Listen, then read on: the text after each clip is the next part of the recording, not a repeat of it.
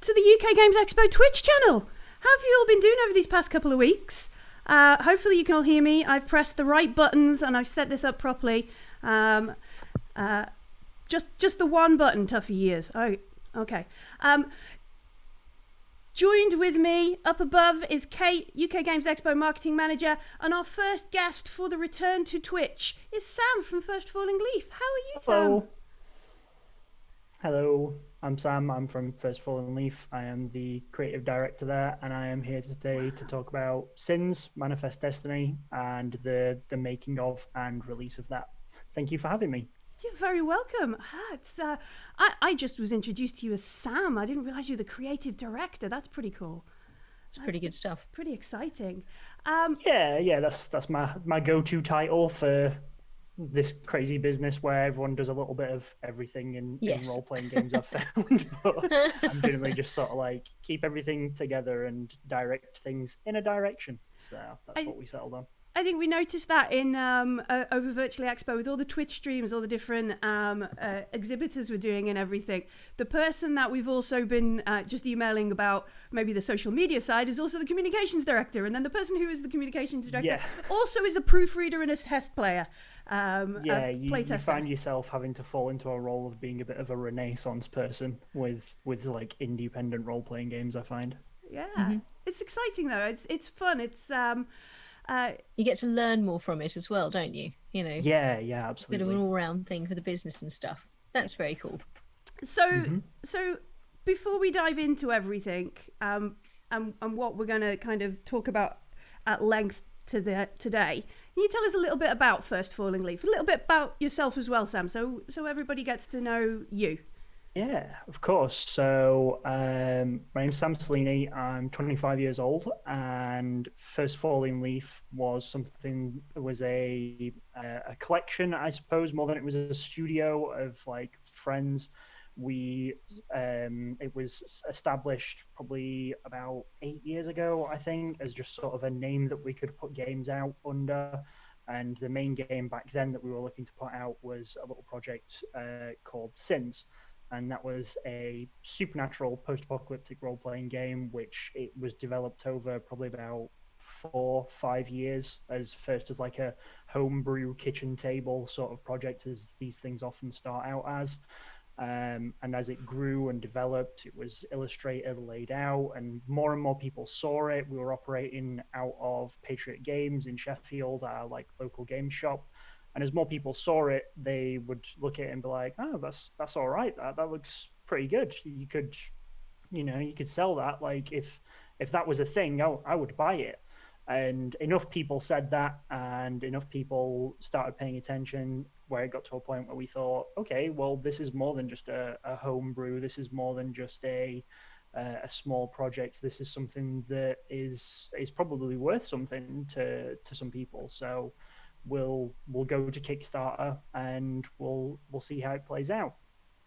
That took a good couple of years, probably about 5 years all in all. So, I was doing it from when I was in college through to like my last year of university. Yeah, I was going to ask, because that itself sounds like a good couple of years of just playtesting it informally and just having laughs and to a degree. Like, here's the thing I sometimes wonder when folks take this kind of journey in the finished product, in the end, are some of your characters in the lore? Yes, that's what I want to know. How much of this has got little Easter eggs and things in it for your home crew? There are some nods. I won't say where. No, don't spoil it. Part of the fun is people reading through it and finding them. I know that we had a big playtest. I personally GM'd a big playtest group that lasted for about 2 years throughout university, and that was like our university game. That was like the big one that everyone turned up to every week, and it was like the one that we all look back on fondly. We've slipped a couple nods in there to the people in that. We've got a minor faction in this new book that was submitted to us by one of our original playtesters and like game mechanic guys, and that's in there. And of course, at the start of the core book, we we gave a not inconsiderable small paragraph in the special mentions to all the people who had helped playtest it, from just personal friends and family to like the society that I was part of at university, that where the game did the rounds and really came into its own as a polished product. So at the end, well, at a point through all that, you realised this could be a real, fully fledged thing. Let's hit Kickstarter. Mm-hmm. Yeah. We had the finished book. It had been illustrated out of our own pocket, and we got to a stage where this is finished. We had copies of it, like hardbound copies of it. So we were like, okay, well, we have a proof of concept, and we took it to UK Games Expo 2017, I think, and we only had I want to say 3 or 4 copies, enough to put on the front of the table and one to put on like a little stand at the back. And nice. We had very few things, and we had people coming up to us and asking, "Can I buy this?" And I had to say, unfortunately, no. Give us 6 months to get to Kickstarter, and you can order one for yourself, but please don't take these. These are the only ones that exist. I mean, it's not an unusual thing to see on some of the starter stands at Expo. It's not out of the ordinary for folks to do that kind of thing. And I know from talking with a lot of exhibitors at Expo, it's great when you can do that and get actual feedback, because the folks who come up and say, "Oh, this is amazing," sometimes they have a but, and that but part of that conversation is amazing feedback that you never get anywhere else. Yeah, absolutely. I remember in 2017 when we went, and that was a year where we didn't have any product. All we could do is, the best thing we could sell to people was a follow on our Kickstarter or social media. And we came away from that year with maybe 100 or so more eyes on us, which was nice. But there was a lot of people, I remember that year, that were just, as there are every year, just people bringing their demo copies, bringing their homemade versions of their games and their projects to just show to people and get more opinions on, which I think is a really great thing. And I would recommend an expo attendance. Obviously, we've not it's been unfortunate that that's not been able to happen physically this year, but I would definitely recommend an expo attendance to anyone starting out who thinks that they've got an idea that is worth going to market, to attend expo and see how it's received, basically. And there's no way that can go wrong, in my opinion, because either people are going to love it, or you can just get the feedback that you need to get it to where it needs to be. So did you, your experience of being on a stand at Expo and having this feedback and things, how did that go? Is it starting conversations with people? Did you get feedback on what people thought about it? Did you get them to sign up sort of ahead of the Kickstarter and things? I'm just thinking, I'm sure there's people out there who think, well, I think my stuff's pretty good and I could probably get a physical thing together. But your experience of this, what worked for you with that?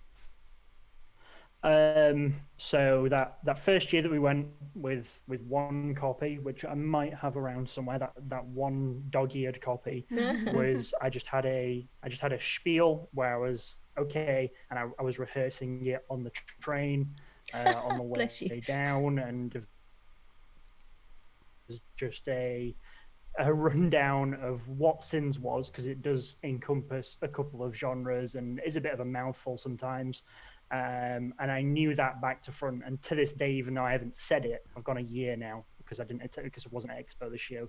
I've gone a year now without saying it, but I can probably still recite it. Like, oh, hello, what's caught your attention here? Take a look at our core book. This is Sins. It's a supernatural post-apocalyptic RPG where players take on the roles of nemesis, and then it goes on for another minute, 2 minutes. You sort of want to get a spiel that's maybe a minute, 2 minutes, because there's a lot of things to see there. It's a good elevator pitch to do. Yeah, you need an elevator pitch that sort of covers core themes, topics of your game, mechanics, and its audience. I'd say if you can cover those 4 points, then you're pretty good.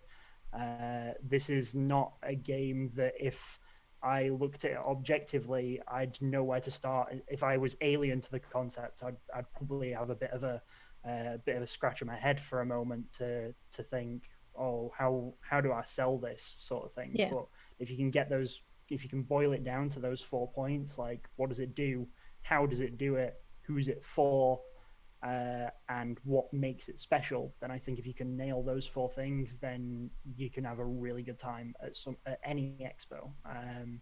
Just sort of expressing to people what makes you excited about what you've made and what should make them excited about it. So at Expo, you signposted people towards your Kickstarter. That was where they could get their hands on the book. How did the Kickstarter go? Really well. So we were nobodies. I love that you still sound surprised like that. You've got an amazing award-winning game, and yet it still surprised you. I think that's wonderful. Oh, absolutely, yeah. I was at university working in a cafe, and the other members of the team, Michael and Rusty and Gavin, we all had various day jobs. And so Jim, who runs Patriot Games in Sheffield, was a big confident in us and said to us, this is really good. This is something I believe in. And Paul Moore, his business associate there, was like, this is a marketable product, which was a really good confidence booster to us. So we just thought, I was in my last year of university. I was going to be chucked out into the wide world of work very soon. And so we said, all right, let's go to Kickstarter and just see what happens. We'll set a goal of 5,000, which sounds like a lot, but in terms of core books getting printed and such, we only thought that we'd do maybe 100, 200 copies for friends, family, and people that had seen us at that expo. And we would have been very happy to make that. We went live and we ended on 29,000, I think. Nice. 40,000 if you include all the things that were done in post, like. So when you say 29,000, there, you're not just be clear. Is that 29,000 books? What is that? Oh, sorry, that's £29,000 that we raised on Kickstarter initially. Cool. That's still phenomenal. That's impressive. Amazing.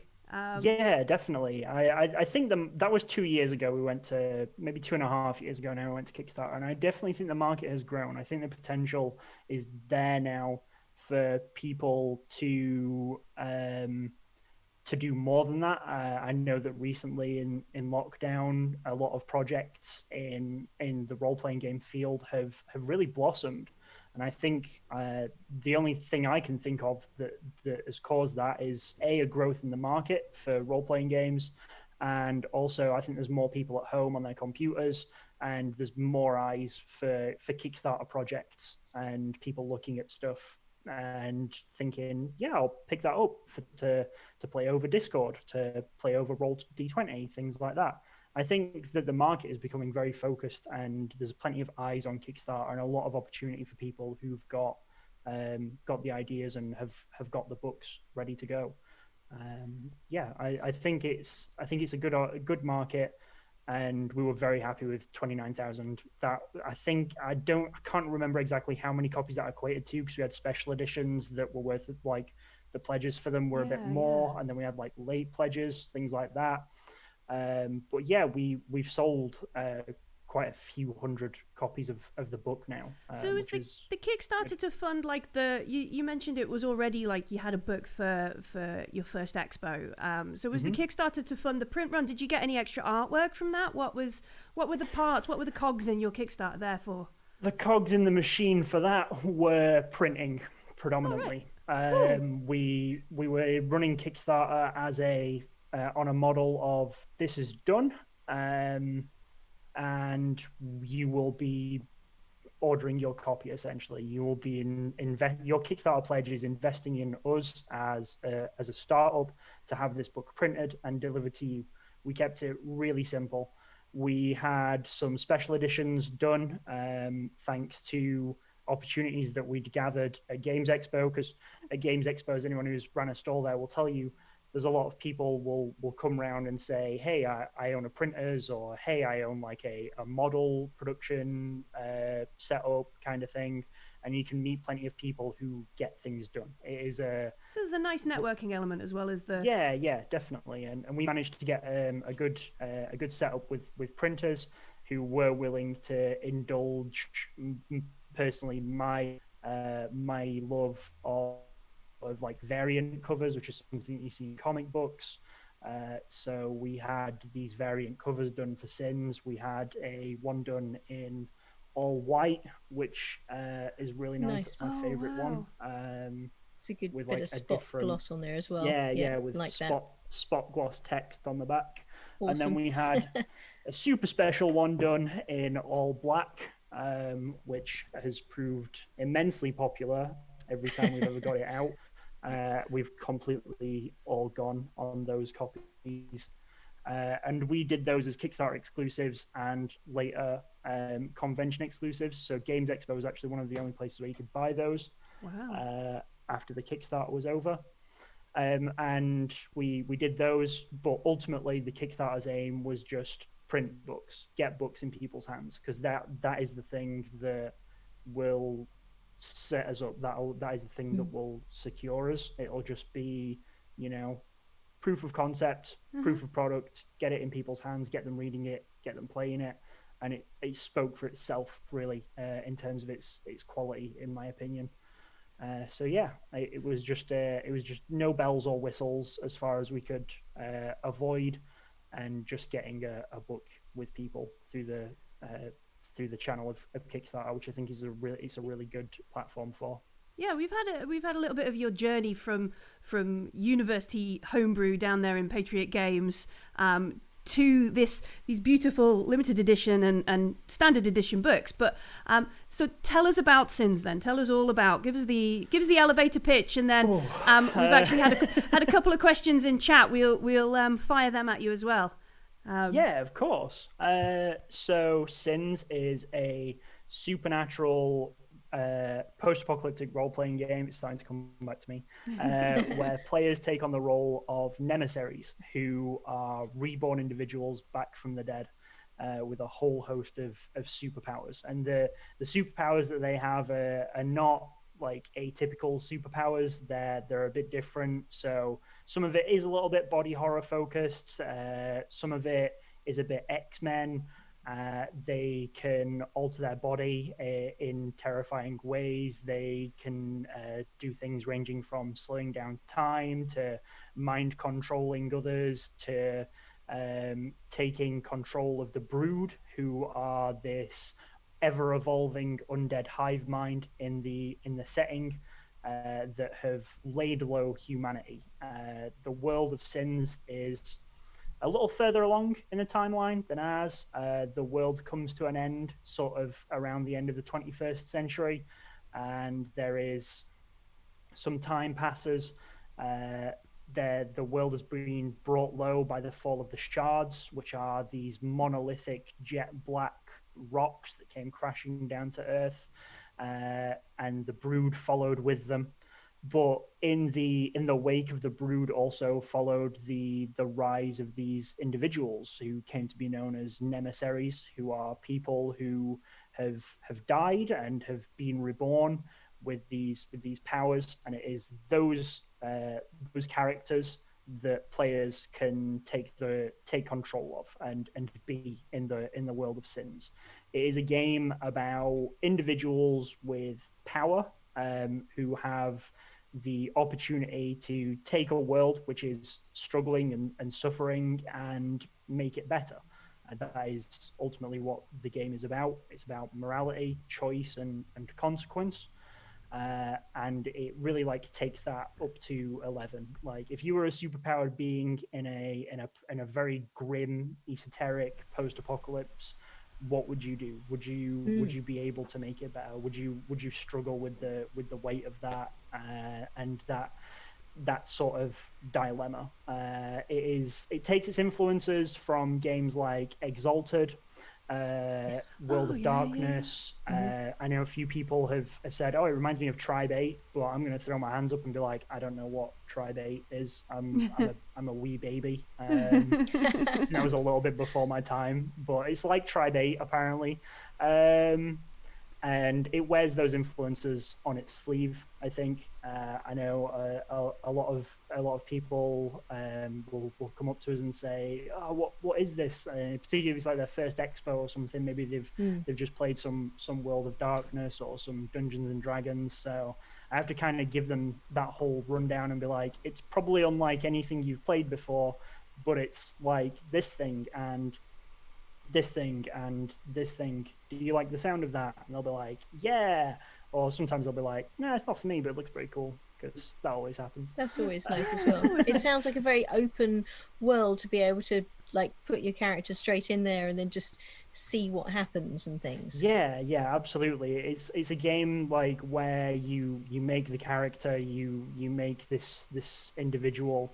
They don't have to be an emissary. Particularly this new book that we've got coming out, Sins Manifest Destiny, which is the first supplement, is all about a lot of putting power back to just standard humans, and making sure that standard humans in this world also have the chance to make a difference. And people create these characters which can be quite complex or quite simple concepts, as is always the way with role playing games. And just in entering that world and being in that world, you often create the dilemmas and the narratives that keep your games flowing. There's a lot of prompts and a lot of hooks in the books. We took a lot of cues from the way that World of Darkness packed their books with a lot of like lore tidbits that you can follow and explore. Like, what would this faction do about this dilemma, or what would these group of individuals that splinter off from another faction? Uh, how would they go about solving a problem differently to an overarching faction's Mm. ideology, kind of thing? And just in being in that world, you find the modes and flows of play arising. That's cool. So what is the kind of nitty gritty? What kind of dice? Because we all like to buy new dice for new RPGs. I can't be the only Yeah, person yeah. who's like, "There's a new campaign. I need a new set of dice." What kind of dice? What sort of mechanics are we gonna engage in the world of Sins with? So mechanically, it runs on a D6 dice pool, Oh, cool. but it keeps it small, keeps it compact. It's not like you're rolling big bathtubs full of dice as with some dice pool games. It's pretty closely engineered to stay around a dice pool. I'd say on average of around 4 to 5 dice, which is just a nice Nice. handful, enough Yeah, to get a nice and good easy. rattle around your table, but still keeping the stakes pretty high. And players have attributes which go along the top of their character sheet, which are body, conviction, cunning, passion, reason, and prowess. And then they have skills as well, which cover everything from things like athletics, perception, crafts, stealth, survival. I'm just looking at a character sheet now because we've been messing around a lot with our mechanics lately to engineer this engine for other genres and games, and I'm making sure I don't get anything Oh. wrong. Uh, That's just cool. and the attributes affect the number in the dice pool, and the skills affect the numbers that you need on the dice in that pool to generate a result. So, say if you had a body of 4, which is like a little bit above average for like is reflective of someone who's in like good physical condition, and you had an athletics of 2, you would roll 4 dice for your body, and because your athletics is 2, you'd need 5 ups because it descends, Okay, and cool. Yeah. that's it. Every 5 up in that pool would be a success, and that success is both degrees of success, but also malleable points of narrative success as well. So it's how well you go about doing something. There are crits in sixes. Sixes explode, so they count as Ooh. success, and you can roll them again. So there are upper degrees of cinematic flashiness, for example. I mean, one example which I did to death at Expo when people asked me for a demonstration of play was like, oh, you're running down an alleyway. I'm sure anyone who's ever spoke to me at a con has heard this before, because it's a part of the spiel. I tried to veer away from it, but just ended up sort of getting confused when I went off script. But you're running down an alleyway, you take a leap at a fence to like haul yourself over it. You're being chased by some undead nasty. So you'd roll your body athletics to haul yourself over it, and I'd roll the dice or get the person who's come to our stall to roll the dice, and I'd just push aside, you know, their fails and successes and be like, okay, you've succeeded by this much. Say it's a pretty tall fence, you need 2 successes to get yourself over it. But oh look, you've got an extra additional success than what you need. So maybe you could spend this on gaining ground on whatever's chasing you, or maybe even use that success to help someone else over the fence as they're like running with you. So it keeps it flowing narratively. It's got mechanical like crunch to it for people who like that. Like as you can see, it's not an insignificantly sized book. Yeah, it's a chunky book. Although I can guarantee that it's not all mechanics, because I know that that's not for everyone. But it's got depth, but it's also got a lot of narrative at its heart. For example, one thing that we did in terms of the mechanics is that there is no traditional leveling system. Instead, players have motivations and they have goals. Nice. And only through like the fulfillment and working towards those can you get better as a person, kind of like real life, I guess. And in working towards those things, that's how you develop your skills, or like develop your abilities and powers by growing into these creeds or these goals or these motivations, which are powered by drives. It's a very simple system that just sort of where, like, I don't know, you set yourself a motivation of, I want to defend my hometown, and the drive of that would be pride or loyalty, for example. And whenever you just undertake an action or undertake a task that works towards that motivation, you gain points towards these milestones, and those milestones pose the best equivalent we have to leveling up in a game of Sims. And as you fulfill those, that's how you improve and you expand your dice pools or expand your abilities or your powers.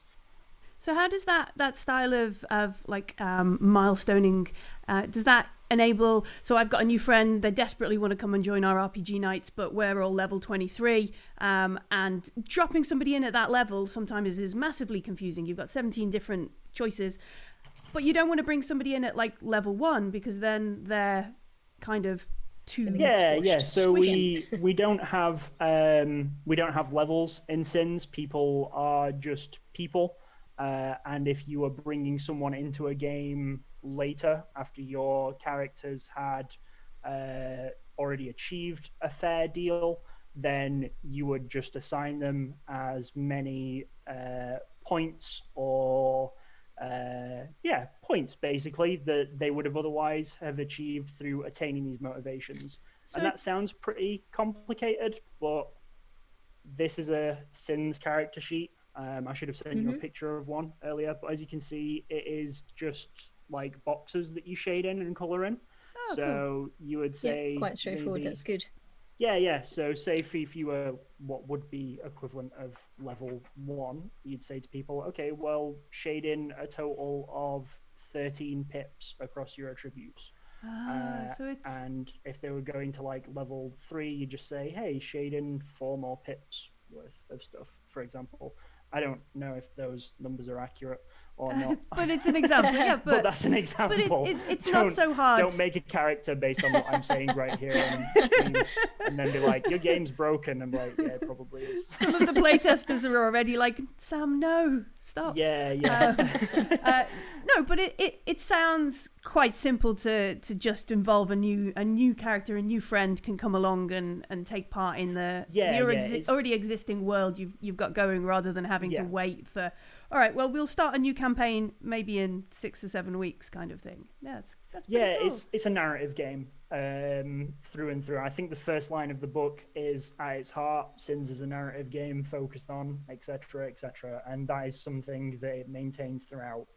for all the mechanics that we've put in there for, I don't know, surviving in the vacuum of space, or like what does it take for a superhuman to chase after a car, for example.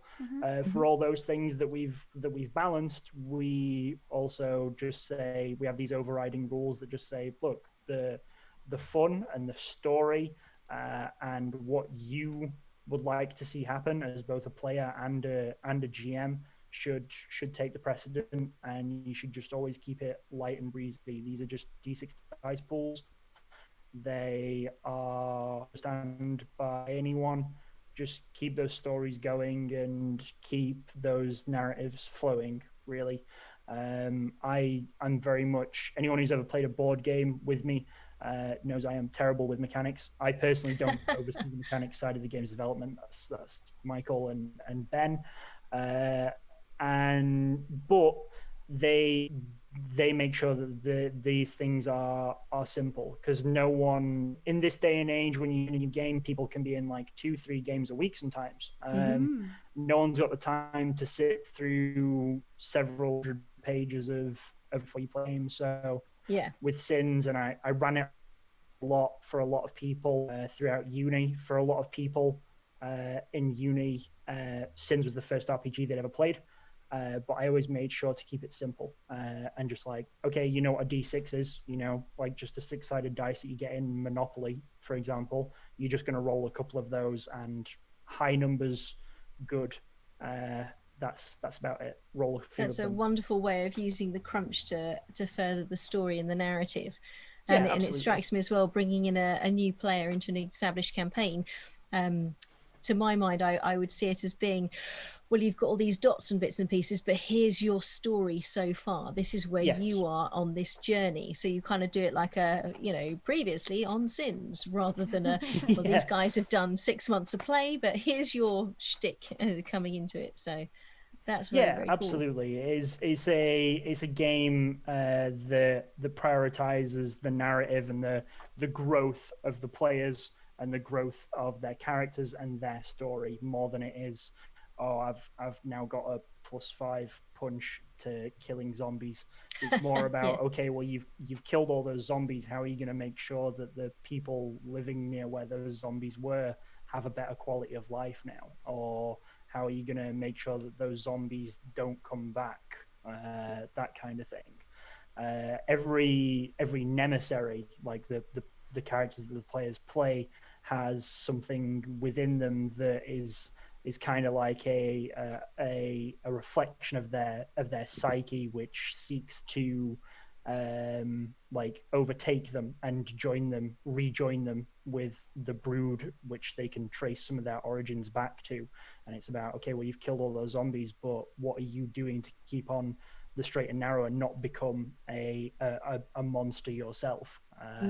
So it's just like, it keeps, there are definitely ways in the game that keep people feeling like they're developing and growing and getting better, because that's always fun for people. And also just making sure that you're telling a story and you're sitting down with friends and making a fun narrative at the end of the day.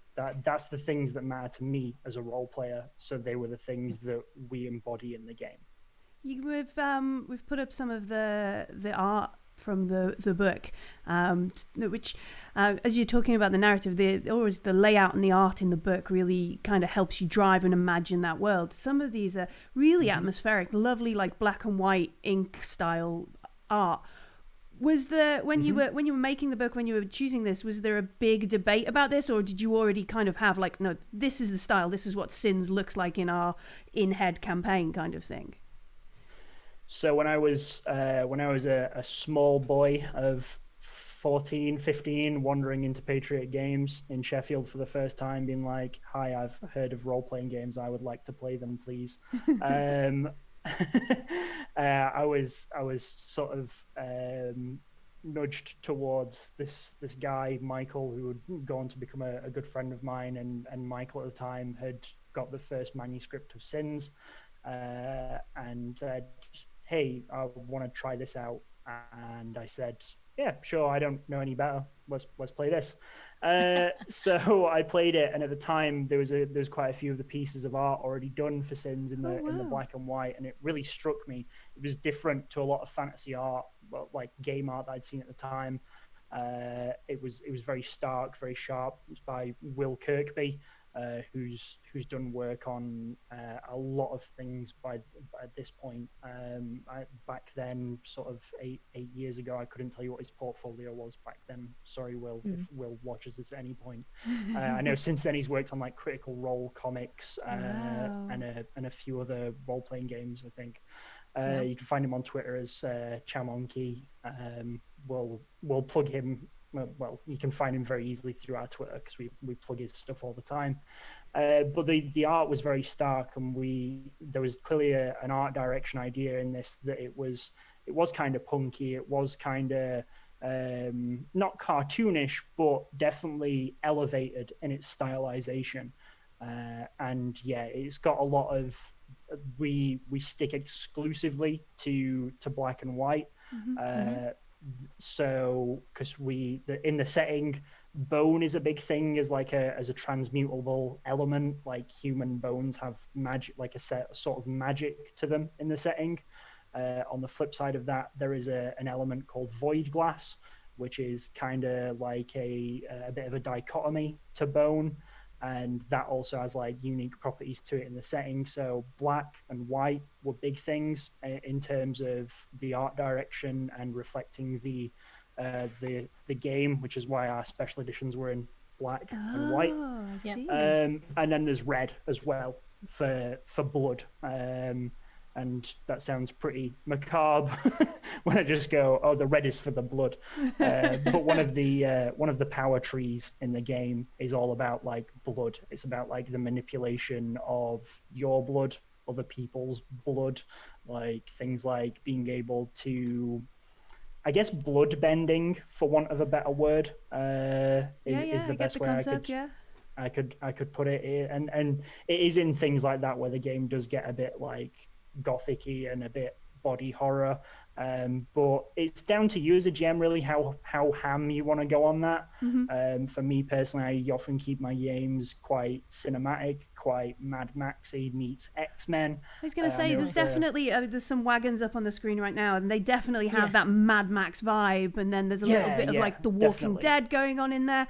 And then there's one of the gents he'll scroll back to. Definitely looks a little bit like Wild West style cowboy gunslinger. Yeah, that's a new faction we've got for this book, for this upcoming supplement, the Park Rangers, because we took a look at the factions that we set up in the core book. And they were all, to varying degrees, there were factions that existed in this world. They weren't things that carried over from our timeline. Like the military had been all but destroyed by these supernatural forces in the fall of the world. And the factions that exist in the world of Sins in the core book are very much, they're of that timeline and they're of that world. You have like the Thorns, which are sort of like druids who can commune with these shards and have unlocked a great many secrets of this new post-fall world that don't really have like a 21st century counterpart. And so we looked at that and thought, okay, well, what do we bring through? What survives, and how does it survive? How does that look? And so we looked at the drawing board, and me and my friend Ben, co-writer, we thought, okay, let's go with something probably a little underrated and understated in what people's idea of cool is, and go with Park Rangers.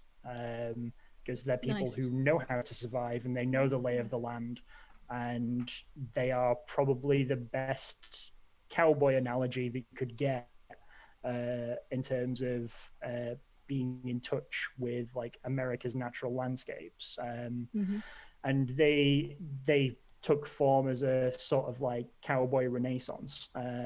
We've got another one, which are the Stormland Empire, and that's very much like Mad Max, Ride the Lightning. We have big janky constructions and cars and things like that, which unfortunately don't have any art for today. But they were another thing that was like brought into this new world. So in terms of our art direction, we just look at, okay, well, what sets Sins apart from any other post-apocalypse? What is it that sets Sins apart from any other like supernatural game? Why would I play Sins and not Call of Cthulhu? Why would I play Sins and not just one of the many supers games out there on the market? Well, it's kind of a good point to just jump in here, because we're ticking along with our time, and we could chat about Sins for a while. But few people in chat are already asking where they can spend their money. And is Sins planned for like a full retail release soon? Like they want their hands on your book, Sam. It does have a full retail release. We have an Asmodee code and everything. So if you can get in touch with your local game store, you can ask them and they can make inquiries. Alternatively, we are at firstfallingleaf.co.uk. That is correct, I believe. We only had that website. Yes, and that's up on the screen now for everyone to have a look at as well. Yeah, so we have a store on there. You can order through there. If you backed the massively popular bundle for racial equality on itch.io a couple of months ago, you will already own the Sins core book that was in there. So if you backed that bundle on itch, as I know something like 80,000 people did, you will already own a copy of the Sins core book, and I think maybe the prequel starter adventure. If you want the physical, you can get it from our website.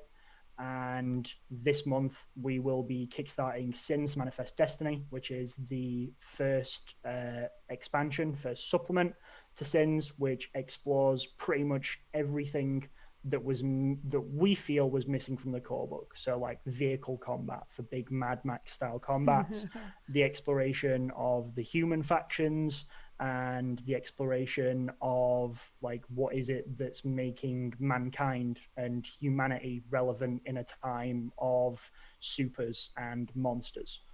And it's all about the exploration of what's happening in a post-fall and how players and their characters and their stories fit into that. So you can catch that on Kickstarter later this month. Awesome. I don't have a follow page, unfortunately, for Kickstarter just yet, as we're waiting on a couple more pieces of art to be done.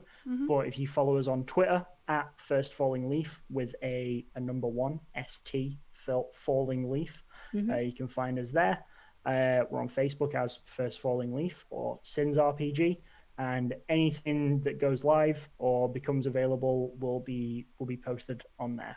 Oh, amazing. So that's very, very cool. You can already get your hands on the Sins. Oh, go on. I now want to see a post-apocalyptic Parks and Rec. You know. I've been revisiting awesome that actually. You guys. I've been revisiting that a lot lately, actually, because it's good field television for these strange times. And I was like, how can I slip a Parks and Rec reference somewhere in this book? Fantastic. I'm sold. Yeah. So I was just going to recap it. Sins core book is already out. You can ask your friendly game shop to get you a copy, or you can head over to the website just underneath. Then you're gonna add more to the world of Sins later on this month with a next expansion. So it's not just a one and done. This is gonna keep you going for a while. It looks it's a growing world. Great. I'm I'm with you, Lawrence. I'm sold. After this. After this, we'll look at taking this game's like our engine that we've done and taking the world of Sins in more directions. We do have plans for a fantasy game, Aria, and we also have published an independent, like a small project by our co-writer Ben called Stone and Claw, which is a prehistoric paleo themed game. That's available on our website as well as the intro for Aria, so people can check that out if they want to explore like the engine that Sins uses, but in a fantasy mode. We have a couple directions that we're looking to go in. Of course, it is like uncertain times for small businesses. That is the sort of elephant in the room when it comes to being an independent creator and publisher. So we're just looking to do this Kickstarter and just get more content out there. And more awards. I notice on the shelf behind you, you've got a UK Games Expo award. There we go. Yeah, I think I'm pointing in the right place. Yeah, based on where the camera is. That looks like a People's Choice Award. It is, yeah. That was the tremendous. People's Choice Award for Best Role-Playing Game of 2018 for Sims. Wow. Congratulations. That's a terrific achievement. So thank you very much. Lawrence from Wotan has bought the game whilst we've been talking. Thank you very much. I hope you enjoy it. Thank you. Give us a buzz on Twitter if you enjoyed it or didn't enjoy it. That's also fine. Yeah, I look forward to hearing people's thoughts on it. Yeah, it's been lovely chatting with you today, Sam. Yes, thank you for having me. It may be nice, maybe in 5 or 6 months, to have another chat with you about the next bit. Yes.